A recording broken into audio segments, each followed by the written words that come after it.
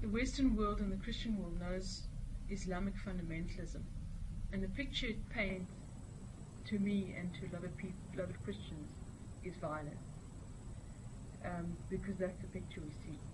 We see bombs going off in Israel, and that's jihad or Hamas. What is Islamic fundamentalism?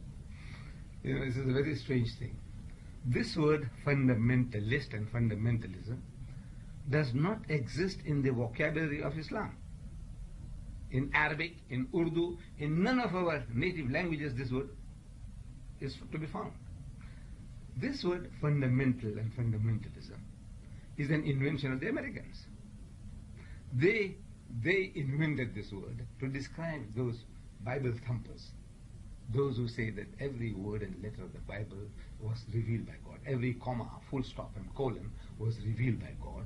They call them fundamentalists. Who call them fundamentalists? Not the Muslims. You Christians call them fundamentalists.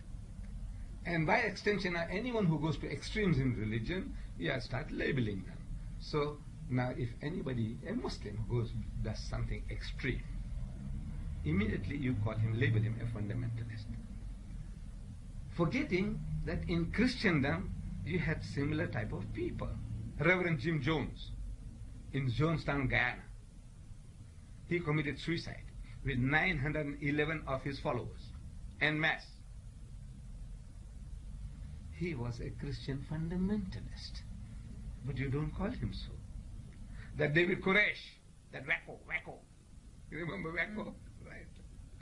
That gang was a fundamentalist. You don't call them fundamentalists. These pro-lifers in America were bombing hospitals where they do abortion and killing people. They are fundamentalists, but you don't call them fundamentalists. I want to know why. A fellow by the name of Ferguson, an Afro-American, on the New York Express at 5:33, he went and shot down people. That guy was a fundamentalist, but you don't call him a fundamentalist. This Jew who went and slaughtered the Muslims at prayer in the mosque, that American who had settled down the guy was a fundamentalist. You don't call him a fundamentalist. The guy who shot Rabin is a fundamentalist, but you don't call him fundamentalist. How is it that you only seem to be applying this on Muslims? You got double standards. You have fundamentalists. Those guys in Japan that gassing people. If you remember in Tokyo or something, so many people died. Those guys are fundamentalists. But you don't call them fundamentalists. It's only a Muslim becomes a fundamentalist. I want to know why. As you have extremes among Christians and Hindus and Jews and Shintos, Japanese, you also have extremists among the Muslims. But now this label is uncalled for. Would you consider yourself an extremist if you're going to put that label on it? I would say I accept the fundamentals of my faith. I believe in them and I live by them. For example, Islam forbids me the touching of alcohol. So I say, right, we won't touch it. Say, no eating of the flesh of swine. I says, I won't touch it. No eating of blood. I says, I won't touch it. It says, no gambling. I says, no gambling. No promiscuousness. No dancing with other people's wives and daughters. I says, I won't do that. Pray 5 times a day. I said, I will try and do that. Fast for 1 whole month.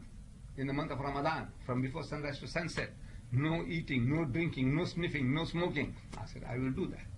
So if that makes me a fundamentalist, I'm a fundamentalist. And I want every Muslim and every Christian and every Jew to follow the religion that way.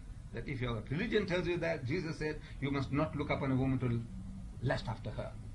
Do you live by that? No, you don't. I said, I would like to see you do that. That you have no more beauty contest, no more long leg contest, no more beach bump contests, which is going on. And you are good Christians. You go to church regularly. So I said, no, I want you to be a fundamentalist in that respect. In the teachings of Christ, follow it to the letter. Teaching of the Bible, follow it to the letter. The Muslim, so follow the Quran to the letter. In spirit and in form. So now, if that is called fundamentalism, then I think all good religious people of every church and denomination will be a fundamentalist. And you have an exceptional type of people in America. I read a book by Billy Graham, How to be Born Again. And in that he says there are 75 million born-again Christians in America. They are all fundamentalists. Accepted. As such, I am a fundamentalist. But I don't believe in throwing stones or grenades at people if they don't agree with me. I'm prepared to talk to them, reason with you. I said, now, my sister, you see, this is where, you have misunderstood this, and you argue and debate. You try to put me right. I said, that's all valid. That I'm prepared to do, to talk to people, to Hindus, to Christians, to Jews, to the atheists, the agnostic. I want to talk to them all, trying to bring them to God, God's ways. And if you call me fundamentalist, I'll be proud. That makes me a fundamentalist. But I don't believe in killing